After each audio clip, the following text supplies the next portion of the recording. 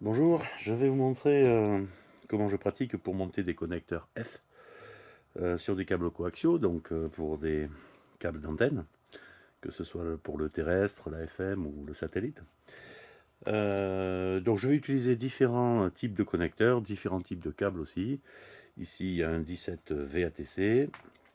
Je vous ai présenté également quelques outils, pince à compression, pince à dénuder crocodile, une clé pour monter les fichets et repousser les câbles, un grip de maintien du câble pour les grosses sections, comme le 11, une pince coupante spéciale câble. Alors je fais personnellement presque tout avec ce genre de pince là, maintenant vous n'êtes pas obligé d'en avoir. Donc j'utiliserai également une pince à dénuder, montrer comment on la règle, mais également un simple cutter ou un couteau comme vous pouvez faire à la maison. Donc je vais essayer de monter pas mal de choses, du F, mais aussi de l'IEC, du IEC sur du F, de la compression, du sertissage, et bien sûr du à visser, du connecteur à visser. La mise en place des connecteurs sur les câbles, c'est une étape très importante si on veut que ça fonctionne bien, pas faire de bêtises. Donc il ne faut pas faire de mauvaises jonctions électriques entre lame et la tresse, sinon ça fait masse. Et puis par contre, bien faire ça pour que ça tienne longtemps dans le temps, surtout quand on est en extérieur ou même en intérieur, parce qu'on va souvent bricoler les prises et elles finissent par tomber, notamment sur les SAT où on dévisse et on revisse. Et si c'est pas bien fait, pas bien costaud, ça finit par tomber. Ça peut générer plein de problèmes, alors de réception, mais ça c'est à la limite, on le remet et ça remarche. Mais ça peut aussi claquer, du LNB, du tuner. Si vous bricolez un connecteur derrière le récepteur alors qu'il est branché, vous pouvez très bien faire des surtensions et claquer vos LNB ou autres. Donc voilà, je vais vous montrer comment on fait, simplement, sans se prendre la tête, et de manière très efficace, à condition bien sûr d'avoir les bons produits. Donc je vais commencer par un classique F68 à visser sur du 17 VATC, ce qui est le plus courant. Et je vais le faire à la pince. Dans ce cas-là, tout ce qu'il nous faut, c'est la pince. Donc commencez pas, alors vous verrez souvent, on vous dit 6 mm, 6 mm, 6 mm d'âme, 6 mm de polyéthylène expansé, et on visse. Oui, ça c'est quand c'est fini. Donc au départ, toujours dégainer beaucoup plus. 2 cm à peu près. Alors pour plusieurs raisons. Là mon câble est à peu près droit, mais quand il a un peu traîné, généralement c'est courbé. Donc toute la zone courbe, vous l'enlevez. Donc dédunez davantage. Et vous allez donc sectionner. Alors, moi je le fais avec la pince ici tout doucement parce que ça coupe fort. Donc il ne faut pas aller trop dans la tresse. Si vous en coupez un peu de la tresse, c'est pas grave. Je vois parfois, il faut surtout pas si. Il n'y a pas mort d'homme. Donc avant même d'avoir enlevé tout le PVC, vous vous réglez au début. Vous sentez bien les sensations. Vous le tordez et il va se dénuder sans avoir attaqué votre tresse. Vous voyez, avec ce genre de câble là, vous avez tellement de tresse que même si vous en enlevez la moitié, c'est pas grave. Vous aurez toujours du contact. Donc, important, vous la retirez bien tout le long pour bien l'enlever de cette partie-là. Il ne faut pas qu'il en reste. D'accord? Donc là, on en a beaucoup trop. Je vais laisser juste 1 cm au bout, à peu près. Voilà. Et la rabattre en la tournant et en poussant toujours vers là-bas pour pas qu'il y ait de filament ici. Alors, j'ai vu des gens qui passaient une demi-heure à me décortiquer tous les fils pour les aligner. Ça sert absolument à rien. Tout ce qu'on attend de la tresse, c'est un contact électrique avec le connecteur. Donc, vous embêtez pas outrance. Là, c'est pas la peine d'y perdre votre vie. Ici, par contre, aucun filament. Donc j'ai mis les lunettes, j'y vois pas grand chose. Donc là, vous laissez, c'est ici qu'on va laisser environ 6 mm, mais plutôt un de trop que un de pas assez, vous voyez. Voilà. Donc là, je fais attention parce que si j'insiste là, je vais couper mon lame avec cette pince-là, je vais même pas la sentir. Donc on pousse. Et vous avez une section bien nette. Ici, il faut surtout pas qu'il reste ni filament, ni morceau de feuillard au contact de lame. Donc vous vérifiez bien, très important. À cet endroit, vous pouvez recouper l'âme maintenant, mais c'est pas la peine. Donc une fois que c'est bien propre, vous avez vu.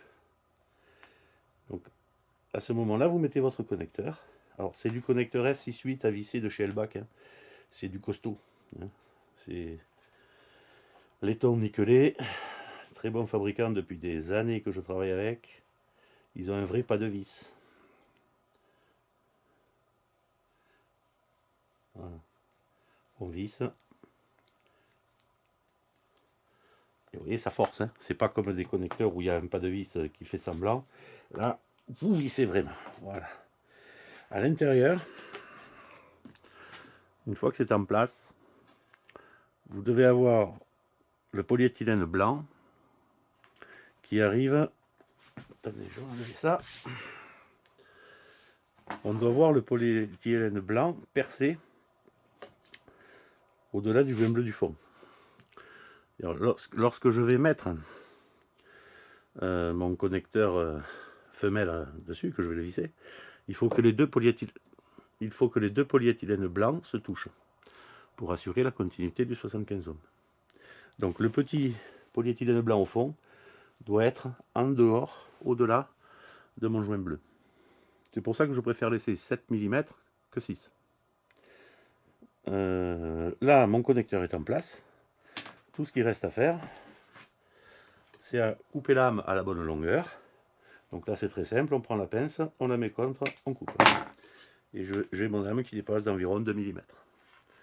Là, vous avez un connecteur, je pense, à peu près parfaitement raccordé. Donc, je vais vous montrer l'intérieur. C'est très important. Donc là, on va descendre la caméra. Et zoomer. Voilà. Voilà.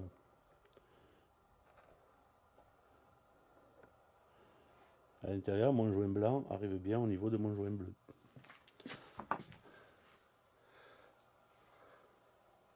Voilà, je le resserre même un peu plus.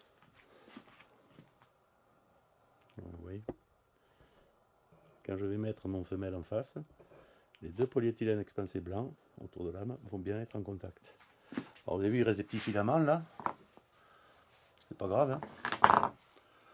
Moi je les coupe parce que ça évite qu'ils se cassent et qu'ils aillent s'envoler après. Si vous avez un filament qui traîne là, c'est mort, hein. Donc vérifiez bien toujours après. Vous pouvez également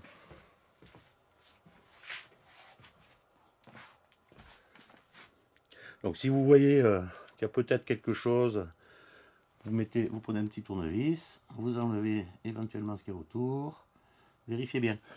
En fait, si vous préparez bien, il n'y a pas de risque, mais voilà, n'oubliez pas de contrôler toujours avant de monter votre connecteur que rien ne traîne. Voilà, ça c'est un connecteur qui est monté pour pas mal d'années. Bien, on va voir maintenant comment faire la même chose sur du 17 PATC. La différence, c'est que lui, il a de la gélatine de pétrole pour tenir très longtemps à l'extérieur. Donc, il y a juste un petit truc supplémentaire à faire. Là, donc, du 17 PATC, du Shellback, du bon qui tient longtemps. Donc, je déduis de 2 bons centimètres. Délicatement, parce que pas couper la tresse. Je le tortille pour le finir. Donc, je tire pour dégainer. Voilà. Et là, je sens que ça poisse, hein. Il y a de la gélatine de pétrole au niveau de la tresse. C'est pour préserver son intégrité très longtemps, même à l'extérieur. Donc, je mets un coup de papier d'essuyage d'atelier, donc c'est comme de l'essuie-tout, hein. Voilà, et c'est terminé. Hop, ma tresse. Alors, vous voyez, là, c'est bien parce que la gélatine me permet de bien coller mes filaments. Donc là, il n'y en a pas qui vont se balader partout. Bon, là, ça poisse pratiquement plus, hein. Je l'ai bien essuyé. Je coupe environ 1 cm, je l'enroule.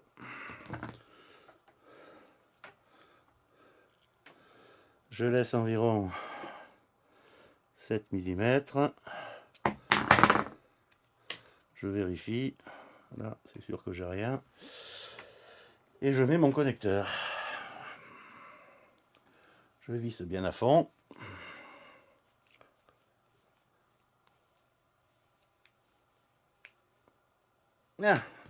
Et je retaille à 2 mm. Terminé. Voilà. Vous voyez la gélatine de pétrole, c'est pas très, ça prend 10 secondes à essuyer.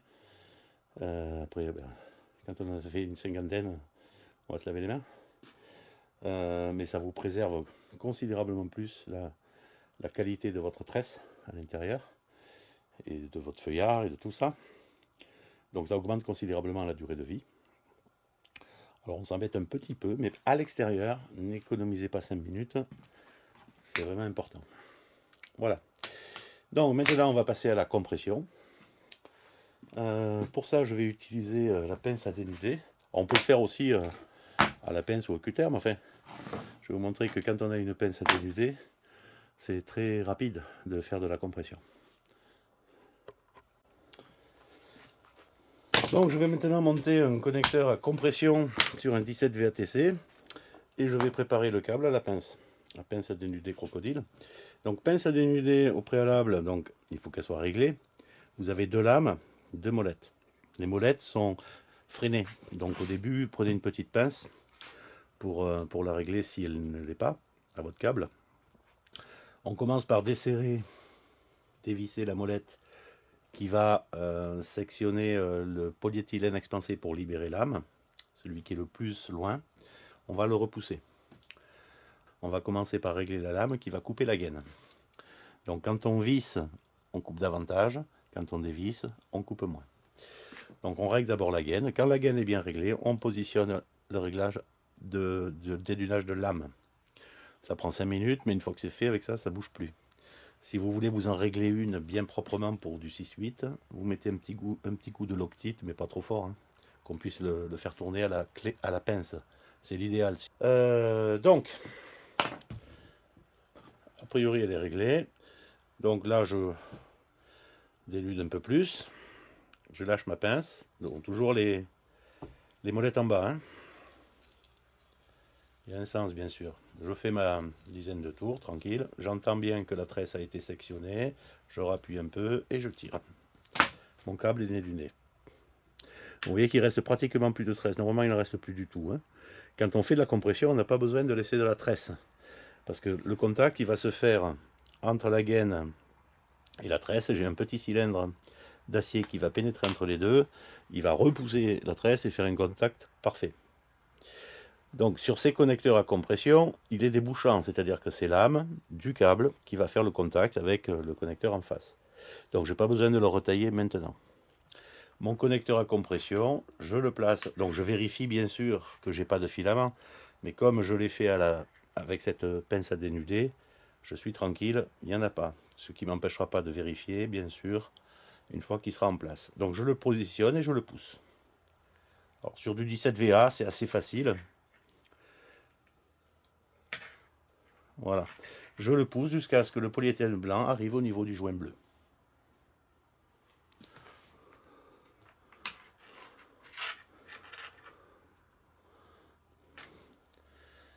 Une fois qu'il est en place, je recoupe l'âme en laissant 2 mm. Alors je prends ma pince à compression. Ça c'est la pince qui fait le 6-8 et le 10-3 hein, pour le 11. Elle fait aussi le 15, hein, le 7-4 ou même 8-2. On y arrive. Donc là je la positionne sur le câble 6-8. Je place mon connecteur, lame donc rentre dans le petit trou au milieu là. Je le mets en position et je donne un coup de pince. Vous voyez que le culot est enfoncé et c'est conique. Donc ça fait pression. Là vous avez un connecteur qui tient, qui résiste à 20 kg de traction et qui sera parfaitement étanche pour une longue vie. Donc ça c'est bien quand vous avez des connecteurs en intérieur mais que vous manipulez souvent. Par exemple moi quand je fais du récepteur, j'arrête pas de les brancher, débrancher. Si je mets du à visser, à un moment donné il va toujours se dévisser. La compression ne bougera pas. C'est très bien aussi bien sûr en extérieur pour tous les raccordements, pour des raisons d'étanchéité. Après, pour ce qui est de la régularité 75 ohms, etc., il n'y a pas mieux, hein, puisqu'on a un empilement de cylindres qui vont recréer l'effet tube. Voilà, donc c'est assez rapide, et vous voyez à la main, simplement, sur du 17 VA, gaine en PVC, ça va facile. Alors bien sûr, quand on en fait 50, on s'équipe éventuellement avec une clé pour pousser, avec un grip pour tenir le câble, Là c'est pour le 6-8, là c'est pour le 10-3. Enfin, là il est trop gros. Donc si on en fait beaucoup et qu'on a mal aux mains, on pousse avec les outils et on met des gants. Mais quand c'est du VA, ça va. Après, sur le PA, surtout le PR, c'est plus raide. Donc je vais vous en faire un avec les outils. Quand on en a qu'un, bon j'y arrive. Hein. Mais quand on n'a pas l'habitude, qu'on n'a pas trop de poigne ou qu'on en a beaucoup à faire, il vaut mieux prendre les outils. Et là où c'est indispensable, c'est quand on veut faire de la compression sur du 11. Alors là, je vous recommande d'avoir le grip et la pince et la clé. Parce que sinon, vous allez galérer. Donc, il manque encore un type de connecteur. C'est le connecteur à sertir. Donc toujours sur du 17VA 6.8. Je déduis de notre bout de câble.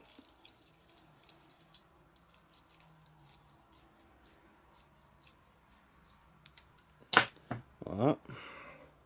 Je vérifie, il n'y a rien. Je l'enfile à la main comme l'autre, comme la compression. Je m'arrête quand je suis au niveau du bleu. Et là, c'est donc la pince à sertir qu'il faut utiliser. Celle-là, elle a du roulage. Hein. D'avoir 15 ans, 14 ans. Toc. Là, on se met pas, alors pas trop haut, hein, pas là-haut. On se met sur les parties qui sont striées. Là, il y a 3 calibres, hein, pour le 11, pour le 6-8 et pour le 5. Donc, un coup de pince.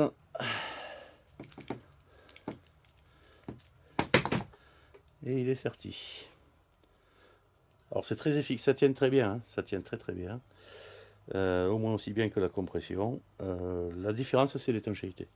Donc en intérieur, on peut être amené à faire du sertissage en masse, c'est un peu plus rapide que la compression. En extérieur, je préfère la compression. Après, voilà, si on ne veut pas s'équiper pour tout faire, on fait de la compression partout. Quand on fait ça de manière importante, hein, sinon vous pouvez tout faire en connecteur à visser, hein, ça dit bien. Voilà, donc maintenant du 17PA. Hop. Je dédude mon câble.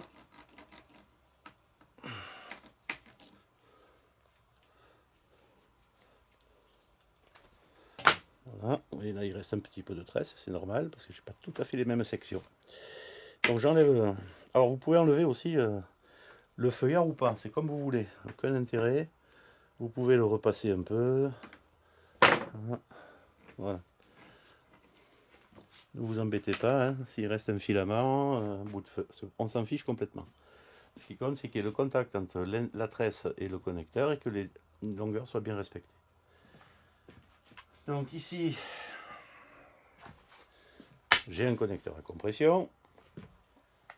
Quand on veut utiliser une clé pour pousser les câbles, alors on peut utiliser la simple, l'autre, elle est bien aussi parce qu'elle permet de repousser, mais je vous montrerai ça sur les IEC plutôt.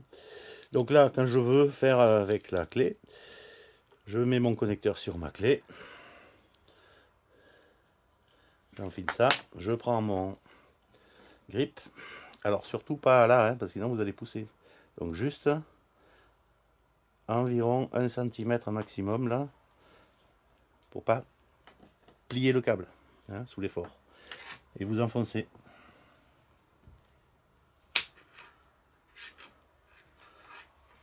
Là, en tournant généralement. On va voir si ça suffit. Et voilà. Là, il s'arrête tout seul, hein, parce que ça fait buter. Donc vous êtes à la bonne profondeur. Et vous ne faites pas d'ampoule si vous en avez 50 avec un multi-switch et tout le reste à faire. Donc, je recoupe. Et je compresse. Et je comprime. Terminé. Donc vous voyez là, c'est du câble donc 17 PATC avec la gélatine. Je m'embête pas du tout, parce que là c'est optimisé. Quand vous avez ce câble là, le 17PA avec la gélatine, vous passez avec la pince à dénuder. Vous retirez tout ce qu'il faut, et c'est très rapide. On peut les mettre à la main, hein. Là j'ai fait avec les outils pour vous faire voir, mais enfin sur du 17PA, moi quand j'en ai 2 à faire, je les fais à la main. Voilà, qu'est-ce qu'il nous reste à voir? Il nous reste à voir des trucs particuliers. Alors, je vais vous faire voir comment je monte du 8,2 mm à visser sur du 15 VPRTC, qui est un câble un peu particulier. Et ensuite, on fera un peu de d'IEC. Donc maintenant, je vais vous montrer comment on monte un connecteur 8,2 mm sur un câble 15 VPRTC. Donc ce câble fait 8,2 mm de diamètre extérieur parce qu'il a deux gaines. Et son âme fait 1,25 mm. Donc moins de pertes et très grande efficacité écran et très bonne protection par deux gaines, ce qui lui permet de passer aussi bien en intérieur qu'en extérieur. Donc je vais le faire au cutter. Alors faites attention au cutter, ça coupe fort hein, généralement quand ils sont neufs. Donc à la limite, un couteau qui coupe un peu moins, c'est pas plus mal. Mais bon, ça se fait.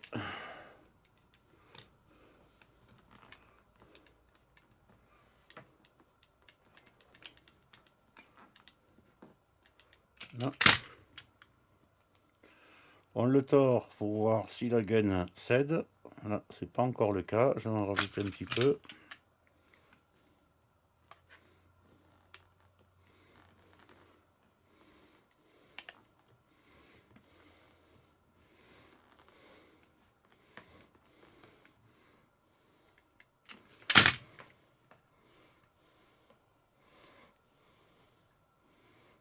Là. Et dessous, vous voyez donc la deuxième gaine en polyéthylène. On fait pareil, doucement.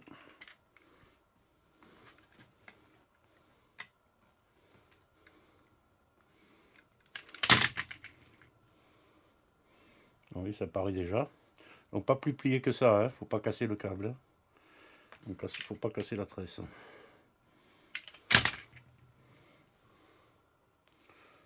Voilà.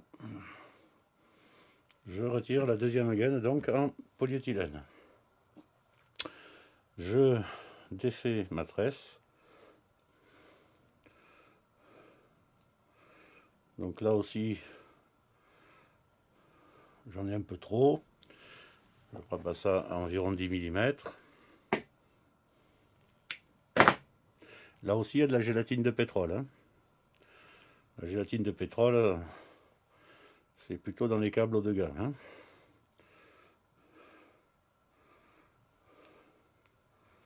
Voilà, vous voyez, je l'enroule sur le feuillard. Alors, si vous retirez le feuillard, c'est pas grave. Hein. Mais je ne la rabats pas sur la gaine. Non. Alors la gélatine de pétrole, vous inquiétez pas, ça n'empêche pas le contact électrique. Hein. Donc quand j'ai bien enroulé ma tresse, je vais dégainer mon âme, mais en laissant plus que 6 mm, parce que je vais avoir l'épaisseur de la tresse en bout. Donc là, il faut à peu près 8 à 9 mm. Plutôt 9 que 8. Voilà. Vous pouvez retirer le feuillard, hein. Ça n'est pas utile.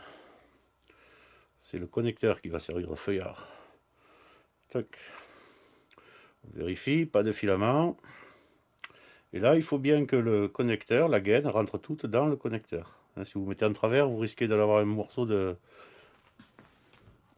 gaine qui part en traviole. Donc bien dans l'axe, et vous vissez. Le connecteur va faire son sillon sur la gaine, serré. Ce sera totalement étanche et très costaud. Voilà. Et vous voyez que le polyéthylène blanc arrive largement au niveau du joint. Je recoupe mon âme. C'est terminé. Et ça, c'est un montage parfaitement étanche et très solide. Donc ça, j'aime bien monter les connecteurs comme ça. Y compris d'ailleurs, parfois je fais du 15 VRTC, donc il n'a qu'une seule gaine en PVC, ou du 15 PRTC, celui qui a qu'une seule gaine en polyéthylène, et je les monte avec des 6,8, les bleus, de cette façon-là. C'est très costaud. On peut aussi monter des connecteurs 7,4 sur les 15 VRTC et 15 PRTC, en rabattant la tresse classiquement.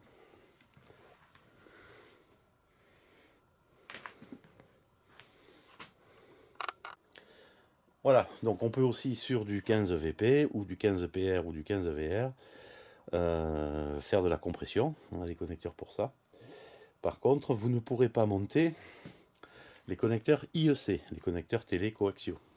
Alors, on a des connecteurs à compression et des connecteurs à visser directement, ce qu'on appelle les twist-on, qui se montent directement sur les câbles, mais uniquement sur des 6,8 mm, type 17 VATC, 17 PATC.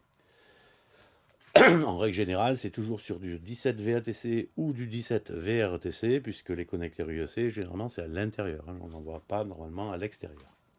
Ce que l'on peut faire, donc, quand on veut mettre des connecteurs IEC sur des câbles qui ne sont pas des 17 6,8 mm, c'est de visser une fiche télé, une IEC, sur la F.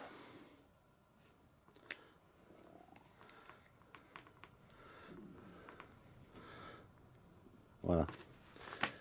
Ça, c'est déjà beaucoup plus solide et bien meilleur qu'une fiche en plastique qui se casse tous les 4 matins. Sur les 17 VATC ou VRTC, vous pouvez aussi monter des connecteurs IEC à compression. On va en faire un parce que le montage est un peu particulier.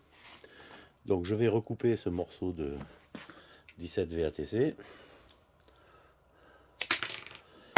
Et là, je vais le préparer à la pince parce que la préparation est différente. C'est pas 6 et 6. Donc je commence par dénuder 15 à 20 mm. Là, je peux me permettre d'en faire un peu moins parce que la préparation est différente. Donc là, je suis sur de la compression. Là aussi, le tube va s'enfoncer. Je peux enlever toute la tresse sans problème. S'il en reste un peu, c'est pas grave.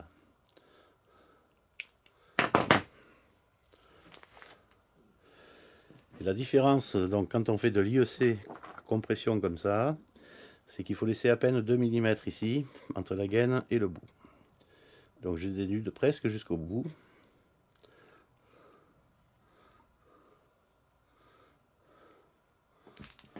Et je laisse très peu de polyéthylène, 2 mm. Je vérifie que je n'ai aucun filament, bien sûr.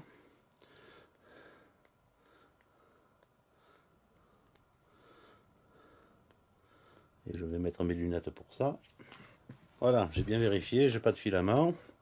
Alors, essuyez vos pinces aussi, vos outils, qu'il n'y en ait pas non plus. Ici, toujours pareil, entre le bout du polyéthylène blanc et le bout de lame, 6 mm, mais là, je le coupe avant de placer mon connecteur. Parce que mon connecteur va aller directement dessus. Il y a un tube à l'intérieur. Il faut que ça s'enfile. Vous voyez, j'ai un beau filament au bout là. Je l'ai bien vu. On s'essuie les doigts.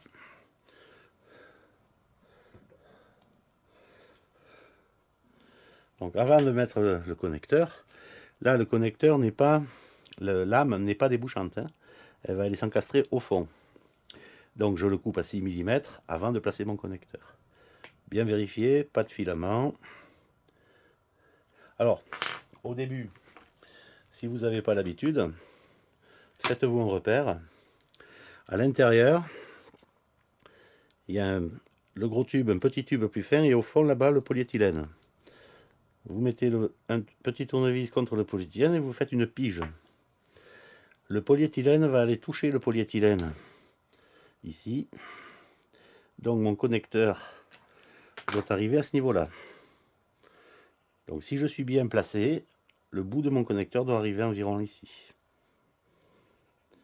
Puisque là on est en aveugle, hein. Donc il faut bien aligner le lame et tout ça. Et on enfonce.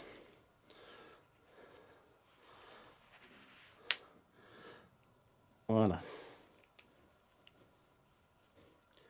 Là, mon repère, il est là. Je suis bon. Je le vois à peine. Il est en bordure. Voilà, mon connecteur est en place. Et comme je l'ai bien fait rentrer en tournant, et comme j'ai bien pris mon repère, je sais que je suis bien à fond, il est en place. Ensuite, pour le comprimer, c'est pas la même pince à compression. Donc quand on veut faire différentes choses, notamment en amateur, cette pince permet de faire aussi bien du F que du USC, du RCA. Alors, celle-là, Donc dessus, vous avez marqué IEC, F, BNC, RCA. Faites les BNC aussi. Vous prenez vous prenez l'embout qui va bien et vous le mettez en place. Ici.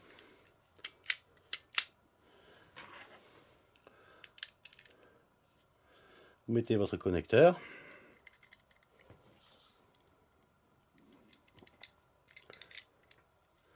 Et vous appuyez.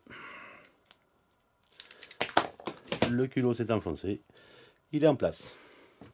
Donc ça, c'est assez élégant, assez sympathique. Et très bon pour préserver le signal. Alors il y a aussi des connecteurs, donc vous avez ça bien sûr en mâle et femelle.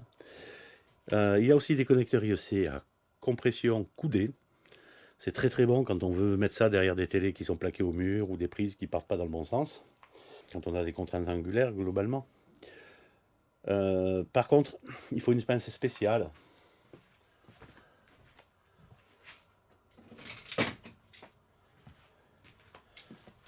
C'est une pince comme ça, donc celle-ci je l'ai depuis 15 ans. C'est avec ça que je fais mes coudées et pas mal d'autres choses. C'est une pince universelle, vous pouvez tout faire avec pratiquement. Elle est assez chère. Donc pour ça que je ne l'ai pas mise en ligne, je pourrais. Si vous êtes pro et que vous en voulez, appelez-moi, je vous en commanderai. Si vous avez juste 2 cordons à faire et que vous êtes amateur, achetez-moi les cordons de tout près, ça vous coûtera quand même beaucoup moins cher. Donc voilà, donc là après, n'oubliez pas de remettre vos différents embouts pour ne pas les perdre. Et vous avez votre pince à compression qui peut faire 4 types de connecteurs, qui n'est pas cher du tout, et qui vous permettra de faire beaucoup de choses. Quelques outils si vous en faites beaucoup, sinon un cutter, une petite pince coupante, et vous faites pas mal de choses avec ça. Soignez bien ça, c'est très important. Entre le câble et les connexions, certains professionnels dans des grosses entreprises qui en font beaucoup, genre des providers internet qui me commandent pas mal de matériel, etc., me disent que lorsqu'ils mettent ce qu'il faut ou pas, c'est 50% de SAV en plus ou en moins. Donc on fournit beaucoup de matériel pour ça d'ailleurs. Alors d'une part pour les connecteurs, mais d'autre part pour la qualité de la régularité de l'impédance. C'est un critère que vous ne verrez pas tellement dans les fiches techniques. Ils vous annoncent tous 75 ohms, sauf que sur certains câbles, vous êtes à 75 plus ou moins 15. Et c'est pas tout à fait la même chose. Donc c'est pour ça que quand on est sur de l'internet par satellite, on nous achète pas mal de produits. Parce que LBAC fait très très attention à la régularité de l'impédance. C'est un critère très important. Sinon, c'est comme si vous envoyez une vague dans des tuyaux un peu tordus. Le signal n'arrive pas tout à fait pareil au bout. Voilà, j'espère que ça vous sera utile. Et bonnes installations.